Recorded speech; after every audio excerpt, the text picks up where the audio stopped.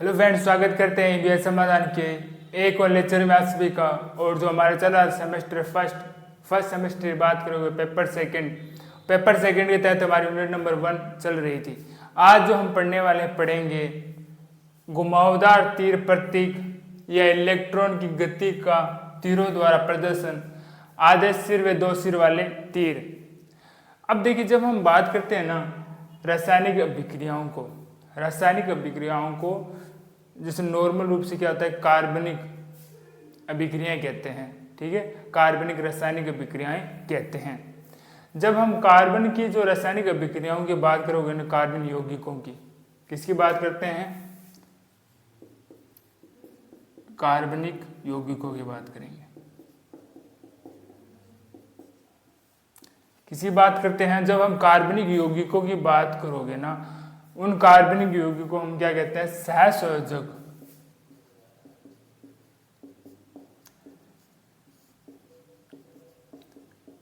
उनको क्या कहते हैं? हम सहसंयोजक यौगिक भी कहते हैं। जब हम कार्बनिक यौगिकों या सहसंयोजक यौगिकों की हम बात करते हैं ना, उनके अंदर जो तीर है, उनके अंदर क्या होते हैं? जो तीर, जो प्रतीक होते हैं ना, उनका बहुत अधिक महत्व होता है। तीर या प्रतीक का क्या होता है? बहुत अधिक महत्व होता है जब हम कार्बनिक यौगिक या सहसंयोजक यौगिकों की बात करते हैं। अब सहसंयोजक यौगिक क्या होते हैं, उनकी बात करोगे। अब क्या होता है कि सहसंयोजक यौगिकों के मध्य सहसंयोजक बंध पाया जाता है।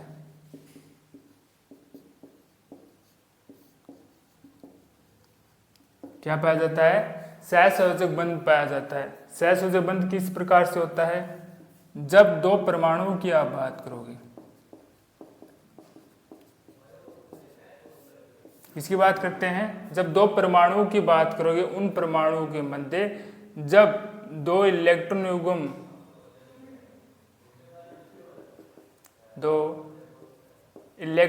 युग्म के मध्य क्या हो? बंध होगा। ठीक है, जब आप सहसंयोजक यौगिक की बात करोगे, उसके अंदर उपस्थित होता है सहसंयोजक बंध। सहसंयोजक बंध क्या होता है? 2 परमाणुओं के मध्य 2 इलेक्ट्रॉन युग्म का क्या होता है? उपस्थित एक बंध होता है। 2 इलेक्ट्रॉनों के मध्य क्या होगा? युग्म का बंध उपस्थित होंगे। ठीक है, अब क्या होता है, जो ये बंध होगा, मतलब कुछ इस प्रकार से जब ये बंध होंगे ना, ठीक है, जब ये 2 बंध होंगे, इनको मैं दर्शा देता हूं एक बार। जब हम अभिक्रिया करते हैं ना, तब क्या होता है, जो क्रियाकारक अणु है ना, उनके मध्य क्या होता है? उनके मध्य बंध टूटता है। और जो उत्पाद है ना, उत्पाद के अणुओं के मध्य क्या होता है? बंध का निर्माण होता है। क्या होता है? निर्माण होता है। अब अभिक्रिया से पहले, उत्पाद निर्माण से पहले क्या होता है? जो ये आपको बंध दिखाई दे रहा होगा, जिसको हम क्या बोलते हैं? डबल बंध को पाई बंध भी कहते हैं। क्या कहते हैं इसको? हम पाई बंध भी कहते हैं। ये पाई बंध का क्या होता है? टूटता है। टूटता कैसे है? 2 इलेक्ट्रॉनों के रूप में। क्या होता है? 2 इलेक्ट्रॉनों के रूप में टूटता है। और इस प्रकार से क्या होगा? ये घुमावदार तीर के द्वारा ये प्रदर्शित किया जाता है। जो घुमावदार तीर की आप अगर बात करोगे ना, ये भाग होता है, इसका सिर होता है। ये क्या होता है? इसकी पूंछ होती है। ठीक है, जो ये घुमावदार, इसका जो सिर भाग है, वो क्या दर्शाता है? इलेक्ट्रॉन स्थानांतरण को दिखाता है। इलेक्ट्रॉनों के स्थानांतरण को दिखाता है। कौन सा? ये वाला सिर वाला हिस्सा। जबकि जो पूंछ है ना, होती है ना, क्या होती है? जो पूंछ होती है, वो क्या दर्शाता है? इलेक्ट्रॉन की गति की दिशा को दर्शाता है। क्या दर्शाता है? इलेक्ट्रॉन की गति की दिशा को दर्शाता है। ठीक है, जब ये पूर्ण रूप से हो जाएगा ना, तब क्या होगा? एक पर तो आ जाएगा हमारे पास पॉजिटिव, फिर एक पर आ जाएगा हमारे पास नेगेटिव चार्ज आ जाएगा, एक पर क्या आ जाता है? पॉजिटिव चार्ज आ जाता है। ठीक है, ये नेगेटिव चार्ज क्या दर्शाता है कि जब जो भी हमारे पास अन्य इलेक्ट्रॉन आएंगे ना, वो किस पर जुड़ने वाले हैं? बी पर आकर जुड़ने वाले हैं, जो पॉजिटिव होंगे। और जो नेगेटिव आकर कहाँ पर जुड़ेंगे? वो ए प्लस पर आकर जुड़ते हैं। अब जब हम घुमावदार तीर की ही बात करेंगे, ये घुमावदार तीर क्या क्या प्रदर्शित करता है? ये प्रदर्शित करेगा बंध पर इलेक्ट्रॉन कहाँ स्थानांतरित हुए, ठीक है, इलेक्ट्रॉन की दिशा को बताएगा ये, ठीक है, इलेक्ट्रॉन के स्थानांतरण को बताएगा, इलेक्ट्रॉन कहाँ स्थानांतरित हुआ है उसकी दिशा को व्यक्त करेगा, साथ में क्या बताता है, गति को भी बताता है कि उसकी गति किस दिशा की ओर है, ठीक है। ये जो तीर होंगे ये दो प्रकार के होते हैं। जब बात करोगे इस प्रकार से इस सिर की वाले भाग की बात करोगे तो इसमें आप देखोगे इसके दो सिरे हैं। जब इस कारण दो सिरे, इसको बोलते हैं दो सिर वाला तीर, दो सिर वाला तीर कहते हैं। जब दोनों में सिर्फ केवल एक हो इस प्रकार से,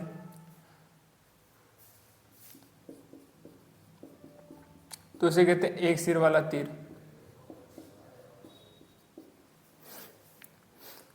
जब दो सिर वाले तीर की जब हम बात करें, मंत्रों की बात करोगे इस प्रकार से, तो ये जब तीर होता है ना, ये क्या दर्शाता है, ये दर्शाता है जो दोनों इलेक्ट्रॉन युग्म है ना उनका स्थानांतरण कहाँ पर हो चुका है, बी पर हो चुका है। कहाँ पर हो चुका है, बी पर हो चुका है। कुछ इस प्रकार से आपको पता होगा, ये रहा हमारे पास। परंतु जब हम केवल आधे सिर वाले तीर की बात करोगे तो क्या होगा कि सिर्फ और सिर्फ क्या होगा, एक इलेक्ट्रॉन का स्थानांतरण हुआ है। क्या हुआ, केवल और केवल एक इलेक्ट्रॉन का स्थानांतरण हुआ है, जबकि एक इलेक्ट्रॉन क्या हुआ है यहाँ पर अभी भी उपस्थित है। सिर्फ और सिर्फ क्या होता है, एक इलेक्ट्रॉन स्थानांतरण होता है, यहाँ पर दोनों इलेक्ट्रॉन युग्म का स्थानांतरण होता है। ये कौन दर्शाता है, एक सिर वाला हमें तीर दर्शाता है। अब देखिए इसको, अब हमारे पास एक तीर और रह जाता है जिसको हम क्या बोलते हैं, सरल तीर कहते हैं, सरल रेखीय तीर कहते हैं, जिससे इस प्रकार का तीर है ये रहा, ठीक है। इस सरल रेखीय तीर की भी बात करेंगे।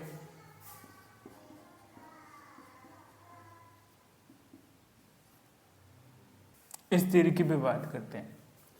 अब देखिए ये क्या होगा, अगर इस तीर को मैं इसको इस प्रकार से दिखाऊंगा, अगर मैं इस प्रकार से इसको दिखाऊंगा तो यहाँ पर क्या हो जाता है, बंध का निर्माण हो जाता है, जबकि यहाँ पर क्या हो जाता है, CH2 पर आ जाएंगे, ये जो बंध है वो सिंगल बंध टूट जाएगा और यहाँ पर आपको पॉजिटिव चार्ज होगा कुछ इस प्रकार से, तो यहाँ पर आ गया, जबकि बंध कहाँ पर आ जाता है, यहाँ पर आ जाता है। इसको मैं देता हूँ संरचना 1, इसको देता हूँ संरचना नंबर 2। संरचना 1 व संरचना 2, इसको कार्बन देते हैं 1 2 3 कार्बन, इसको भी देते हैं 1 व 2 व 3 कार्बन नाम दे देते हैं। अब देखिए जो संरचना नंबर 1 में देखोगे ना, जो पाई बंध है, डबल बॉन्ड है, वो कार्बन व 1 2 के मध्य है, परंतु संरचना जब 2 के अंदर देखते हो, यही पाई बंध या जो डबल बॉन्ड है अनुनाद के कारण, ये इसका क्या हुआ है, अनुनाद, ये क्या हुआ इसका अनुनाद। अनुनाद के कारण क्या हो जाता है, जो पाई बंध कार्बन 1 व 2 के अंदर था वही उपस्थित किसके अंदर दिखाई देता है आपको, कार्बन 2 व कार्बन 3 के मध्य आपको वही पाई बंध दिखाई देता है। जबकि इस पर उपस्थित जो पॉजिटिव चार्ज है, अर्थात कर सकते हैं इसको कार्ब धनायन, जहां पर आपको C3 पर कार्ब धनायन का दिख रहा था, वही कार्ब धनायन किस पर बनता हुआ दिखाई देता है, C1 कार्बन पर आपको दिखाई देता है। और इस डबल एरो की जब बात करते हैं तो ये क्या प्रदर्शित करता है, ये अनुनाद को व्यक्त करता हुआ प्रदर्शित होता है। एक बार वापिस चर्चा कर लेते हैं। मैं क्या कह रहा था, मैं कह रहा था कि जो रासायनिक अभिक्रिया होती है ना, उनकी क्रियाविधि के अंदर तीरों का बहुत अधिक महत्व है, ठीक है। तो कार्बनिक जो यौगिक है उनको सहसंयोजक यौगिक कहते हैं, क्योंकि इनके मध्य सहसंयोजक बंध पाया जाता है। सहसंयोजक बंध वह होता है जब दो इलेक्ट्रॉनों के युग्म के मध्य कोई बंध उपस्थित हो, जिसको हम क्या बोलते हैं, पाई बंध कहते हैं। यह बंध क्या होते हैं, जब क्रियाकारक जो अणु होंगे और उत्पाद के जब अणु निर्माण होगा ना, क्रियाकारक अणु क्या टूटेंगे, अर्थात ये सहसंयोजक बंध क्या होगा, विदलन होगा, उसका टूटेगा।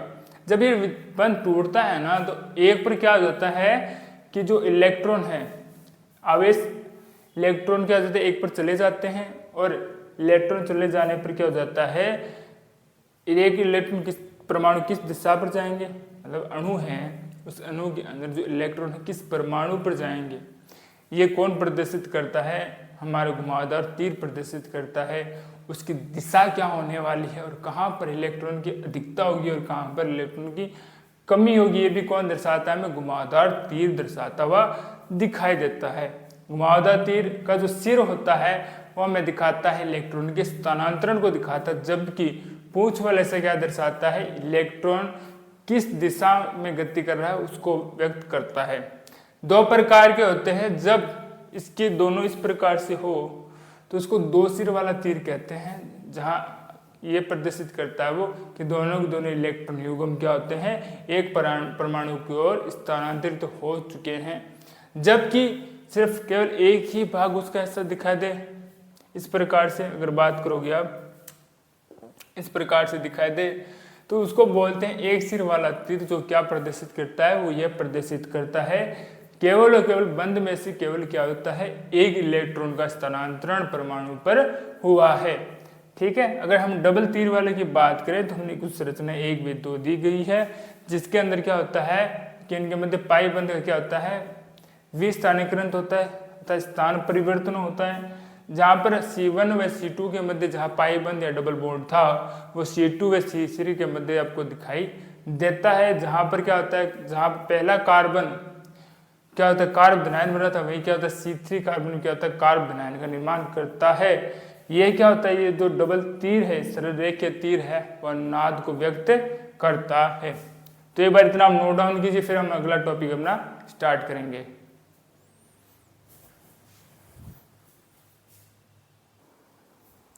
अब देखिए जो हमारा अगला टॉपिक है वो है हमारे पास समास या विसमास बंध का वितरण की बात करेंगे।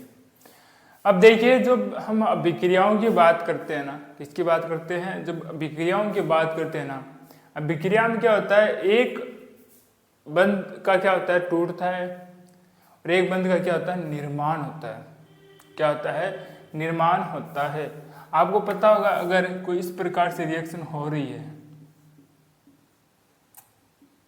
तो इस पर यहाँ पर तीर किस वाले भाग पर क्या होता है, क्रियाकारक होंगे, यहाँ पर क्या होंगे, वो उत्पाद होगा, कोई भी प्रोडक्ट जो बनने वाला है रिएक्शन होने के बाद में। यहाँ पर क्या होता है, क्रियाकारण के अणु, यहाँ तो होते हैं उत्पाद के अणु।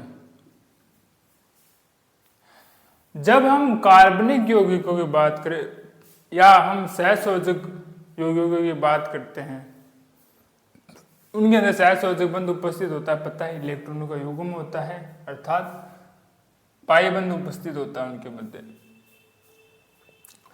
जब हम बात करेंगे ना, दो प्रकार की क्रिया होगी, एक प्रकार की क्रिया क्या होगी, क्रिया कार्य के अणु क्या होंगे, टूटेंगे ना, और यहाँ पर क्या होगा, क्रिया कार्य के अणु का क्या होगा, यहाँ पर निर्माण होगा। दो प्रकार की अभिक्रिया होती है, प्रत्येक रासायनिक अभिक्रिया में दो प्रकार की आपको अभिक्रिया दिखाई देगी। एक अभिक्रिया के अंदर क्या होगा, जो क्रिया कारक अणु है ना, उनमें जो बंध होगा वो टूटेगा, विदलन होगा।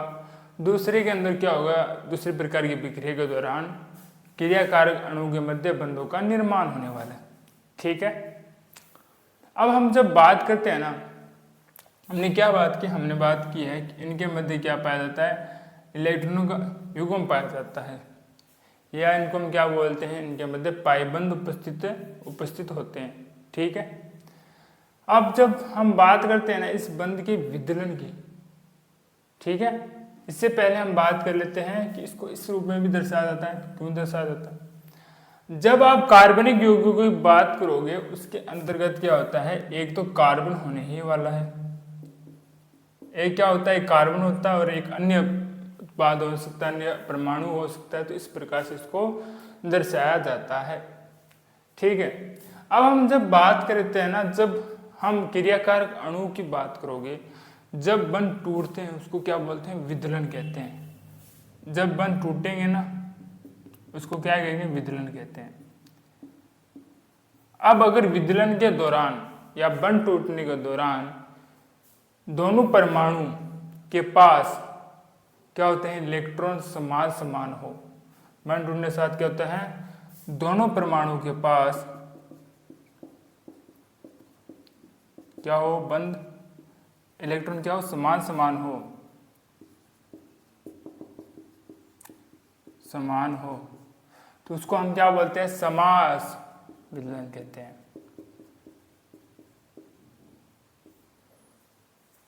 जब क्या हो, जब दो परमाणुओं के मध्य, जिसके मध्य सहसंयोजक बंध उपस्थित है अर्थात पाई बंध या इलेक्ट्रॉनिक उपस्थित है, अगर उनमें से उनका अगर विदलन हो, अगर वो टूटे या उनका विखंडन हो, विदलन विखंडन या वो टूटे, और दोनों परमाणुओं के पास क्या हो, जो इलेक्ट्रॉन का जो बंटवारा है, ये जो इलेक्ट्रॉन है वो क्या दोनों परमाणुओं के पास समान समान जाए, इस प्रकार का जो विदलन है वो क्या कहलाता है, समास विदलन कहलाता है।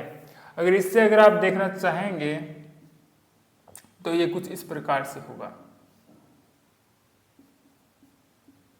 ये क्या होगा, कुछ इस प्रकार से होने वाला है। ठीक है, जब हम समास विदलन की जब आप बात करोगे, समास विदलन क्या होता है, कम स्थायी अधिक क्रियाशील होता है। यही क्या कहलाता है, हमारे पास मुक्त मौलक कहलाता है। ये आपके पास क्या कहलाएगा, मुक्त मौलक। अब मन में प्रश्न आपके उठ रहा होगा, सर ये कम स्थायी क्यों होता है और अधिक क्रियाशील क्यों होता है? क्यों होता है, आप देख लीजिए कि दो परमाणु थे हमारे पास, जिसके से क्या क्या बंटवारा तो एक एक पांति आ रहा है उनके, या एक एक उनको मिल रहा है, तो एक इलेक्ट्रॉन जब रह जाता है उसे बोलते हैं हम अयुग्मित इलेक्ट्रॉन। उसको क्या कहेंगे हम, अयुग्मित इलेक्ट्रॉन। इसमें अयुग्मित इलेक्ट्रॉन के ही कारण जो समास विदलन क्या होता है, कम स्थायी होगा, अधिक क्रियाशील होगा, जो क्या होगा, किसका उदाहरण होने वाला है, मुक्त मौलक का उदाहरण होने वाला है, या उसे कहते हैं मुक्त मौलक उनको कहते हैं हम। ठीक है, एक बार इसको पुनः देख लेते हैं। मैं कह रहा हूं कि जो भी कभी अभिक्रिया जो भी होती है वो अभिक्रियाएं दो प्रकार से संपन्न होगी। एक अभिक्रिया दौरान जो क्रियाकारक अणु है उनके मध्य जो सहसंयोजक बंध है वो टूटते हैं, उनको विदलन होगा, विखंडन होता है, जबकि जो उत्पाद के जो अणु हैं उनके मध्य बंध का निर्माण होता है। ये जो बंध अगर टूट रहे होते हैं या बंध का जो विदलन होता है ना, उसके दौरान अगर परमाणु इलेक्ट्रॉन दोनों परमाणु के मध्य समान रूप से उनको प्राप्त हो जाते हैं इलेक्ट्रॉन, तो उसे समास विदलन कहते हैं। जो अयुग्मित इलेक्ट्रॉन है कारण कम स्थायी होता है, अधिक क्रियाशील होता है, जिसको मुक्त मौलक हम कहते हैं। अगर परमाणु अगर दोनों को समान नहीं मिले तो इससे समास क्या कहते हैं, विसमास, उसको विदलन कहते हैं। इसको दर्शाया किस रूप में जाता है, कुछ इस रूप में दर्शाया जाता है। क्यों दर्शाता है, रीजन इसका ये है क्योंकि इसके अंदर एक कार्बन आवश्यक रूप से उपस्थित होता है। पहले हम बात करेंगे कार्बन मुक्त मौलकों की संरचना एवं स्थायित्व, structure and stability of carbon free radical की हम बात करने वाले हैं। ठीक है, आपको क्या पता है कि जो हम बात करेंगे ना मुक्त मौलिक युक्त कार्बन की,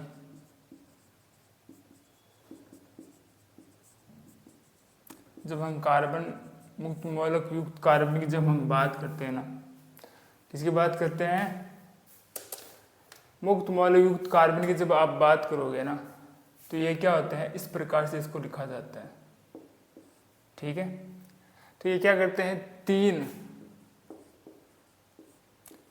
sp2 कक्षा उसको क्या रहता है, बंधित रहता है। ठीक, कुछ इस प्रकार से कौन होगा 120 डिग्री। जबकि आप बात करोगे ना pz कक्षा की, इस प्रकार से जेड कक्षा, उसके अंदर क्या होता है, एक अयुग्मित इलेक्ट्रॉन होता है।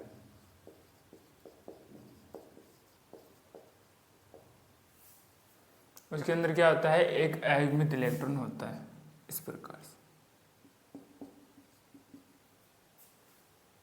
ठीक है, अब आप बात करोगे ना, जब हम बात करते हैं कार्बन के पास कितने इलेक्ट्रॉन हो चुके हैं, 4, जब 3 हाइड्रोजन के टोटल कितने होते हैं, 7 इलेक्ट्रॉन घनत्व है। ठीक है, जबकि इसको स्थायित्व पूरा करने के लिए कितने इलेक्ट्रॉन चाहिए? 8 इलेक्ट्रॉन। अब इसमें एक इलेक्ट्रॉन क्या है? कमी। इस कारण से क्या है? एक इलेक्ट्रॉन की क्या है इसके अंदर? कमी। इसको क्या कहते हैं? इलेक्ट्रॉन न्यून समूह कहेंगे इसको। कार्बन मुक्त मौलिक क्या हो जाते हैं? एक इलेक्ट्रॉन न्यून समूह हो जाते हैं। अब इस इलेक्ट्रॉन की न्यूनता को बढ़ाने के लिए या इसको न्यूनता को कम करने के लिए और इसके जो स्थायित्व स्टेबिलिटी को बढ़ाने के लिए क्या करते हैं? दो प्रकार या दो प्रभाव काम करते हैं। क्या करते हैं? दो प्रभाव काम करते हैं। एक आता है इसके अंतर्गत प्रेरण प्रभाव आता है, ठीक है, इंड्यूटिव इफेक्ट आता है। एक आता है अतिसंयुग्मन, हाइपर कंजुगेशन आता है। दो प्रकार के प्रभाव आते हैं। जब हम प्रेरण प्रभाव प्लस आई इफेक्ट की आप बात करते हैं, जब प्लस आई इफेक्ट की बात करोगे अर्थात प्रेरण प्रभाव की जब हम बात करते हैं, अगर किसी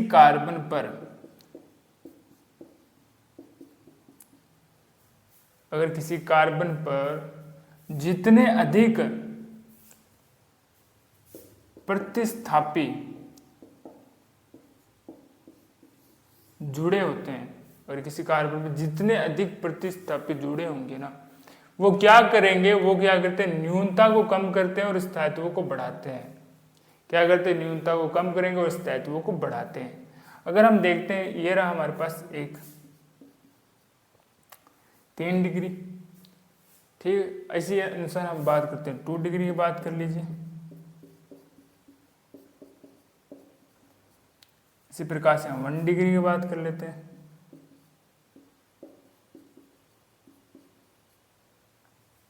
इसी प्रकार से हम क्या बात कर लेते हैं?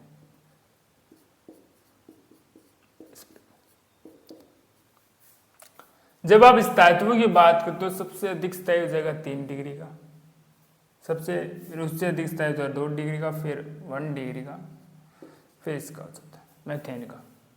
समझ में आ गया? मतलब जैसे जैसे क्या होते हैं प्रतिस्थापी अर्थात एल की समूह वृद्धि होती है, वहाँ पर क्या होता है? उसमें जो इलेक्ट्रॉन न्यूनता है वो तो कम होती है, जबकि स्थायित्व के अंदर क्या हो जाती है? वृद्धि होने लगती है। अब हम बात करें, अब देखते हैं, हम अतिसंयुग्मन को देखते हैं। अतिसंयुग्मन के लिए हम क्या कर लेते हैं? पहले CH3 व CH2 को देखते हैं एक बार के लिए। मुक्त मौलिक के रूप में अभी क्या देखते हैं? हम CH3 व CH2 को देखते हैं। ये हमारे पास हमने मुक्त मौलिक बना लिया, ठीक है। ये वाली संरचना हमारे पास एथिल की संरचना है। अगर आप इसको थोड़ा खोल देते हैं यहाँ से, इस प्रकार से, इस प्रकार से, आपको क्या पता है कि जो मुक्त मौलिक है ना, ये क्या करता है? डबल बॉन्ड को लेकर आता है। क्या लेकर आता है? आपको पता होगा डबल बॉन्ड को। इस प्रकार से आप देखोगे तो यहाँ पर क्या आएगा? डबल बॉन्ड आने वाला है, द्विबंध आने वाला है। अब द्विबंध आने के लिए यहाँ से एक हाइड्रोजन को निष्कासित भी करना होता है। क्या करना होता है? निष्कासित भी करना होता है, ठीक है। अब निष्कासित किस प्रकार से होगा और कौन सा हाइड्रोजन निकलेगा, इस पर क्या डिपेंड करता है? ये सिर्फ कहाँ से निकलेगा? ये निकलेगा केवल बीटा कार्बन से, ठीक है। जितने प्रकार से स्थितियाँ बनती है कि हम बीटा हाइड्रोजन से कितनी प्रकार की स्थितियाँ बनेगी कि हम हाइड्रोजन को निकाल सकते हैं, वो उसकी अनादि की संरचनाएं होंगी। बीटा हाइड्रोजन परमाणु क्या होता है? ये देखिए, जिस पर मुक्त मौलिक उपस्थित होगा उससे अगला जो कार्बन होता है, जिस पर मुक्त मौलिक उपस्थित होगा उससे जो अगला कार्बन है उसको बोलते हैं बीटा कार्बन। और इससे जुड़े हुए जो हाइड्रोजन परमाणु उससे क्या कहेंगे? बीटा हाइड्रोजन परमाणु।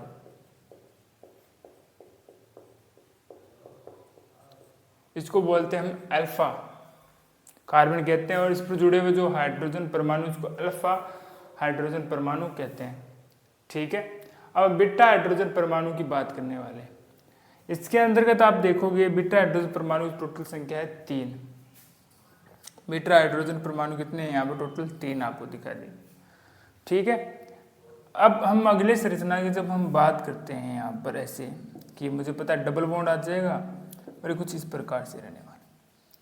पहली स्थिति को मान के चलता हूँ कि हमें इसको नाम तो यहाँ से H1 कि H1 हाइड्रोजन परमाणु जा रहा है, तो मेरे पास किस प्रकार से संरचना रहने वाली है? कुछ इस प्रकार से रहने वाली है संरचना। ठीक है, अगर मैं बात करूं कि यह हाइड्रोजन परमाणु ना जाकर H2 हाइड्रोजन परमाणु जाता है, तो मेरे पास कुछ इस प्रकार की संरचना रहेगी अनुनाद की। जबकि मैं मानता हूं कि ना तो ये वाला जा रहा है ना ये वाला जा रहा है, कौन सा जाता है? नीचे वाला हाइड्रोजन परमाणु जाता है, बीटा हाइड्रोजन परमाणु जाता है। इस प्रकार की अवंती संरचना बनती है। ठीक है, क्या बनती है? कुछ इस प्रकार की संरचनाएं बनती है। इस प्रकार से आप देखोगे तो 1 2 3 4 हाइड्रोजन परमाणु की या 4 अनुनादी संरचना बन रही है। जितनी अधिक अनुनादी संरचना बनेगी, जितनी अधिक अनुनादी संरचना बनेगी वो उतना ही स्थायित्व होगा उसका, या उतनी इसकी स्टेबिलिटी होने वाली है। इसी प्रकार से हम बात करेंगे इसकी।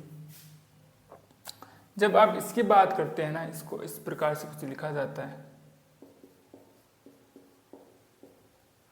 ठीक है, CH2 है तो इसको मैं एक बार इसको मुक्त मौल के रूप में परिभाषित करना, तो एक हाइड्रोजन को कम करके चलते हैं, तो इसको बोलते हैं हम आइसोप्रोपिल।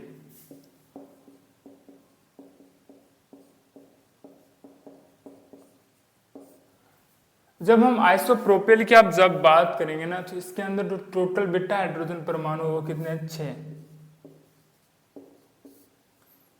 कितने हैं? 6 बीटा हाइड्रोजन परमाणु है। और जबकि ये क्या बनाता है? जब आप अनुनादी संरचना बनाओगे टोटल 7 अनुनादी संरचनाएं बनती है।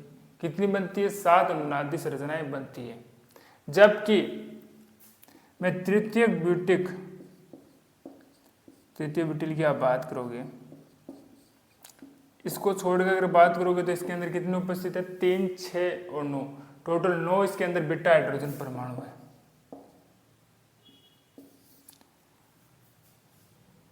अब जितने अधिक बीटा हाइड्रोजन परमाणु होते हैं उससे एक अधिक क्या बनती है? उसकी अनुनादी संरचनाएं। टोटल इसकी अनुनादी संरचना कितनी बनती है? 10 अनुनादी संरचना बनती है।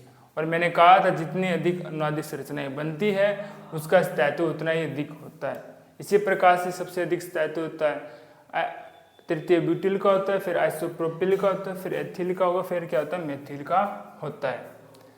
तो आशा करते हैं आज का लेक्चर आपको अच्छे समझ में आया होगा। फिर भी मन के अंदर कोई डाउट्स रहते हैं तो उसको कमेंट बॉक्स में लिख दीजिएगा। आने वाली क्लास के अंदर उसको सोल्यूशन दिया जाएगा। जो हमारे पास तो इसका नेक्स्ट टॉपिक है विषम विषमास बंध विदलन की बात करेंगे, वो हम अगले लेक्चर के अंदर करने वाले हैं। लगातार रिवीजन करते रहिए और पढ़ते रहिए। मिलते हैं आपको एक और लेक्चर में, तब तक के लिए धन्यवाद।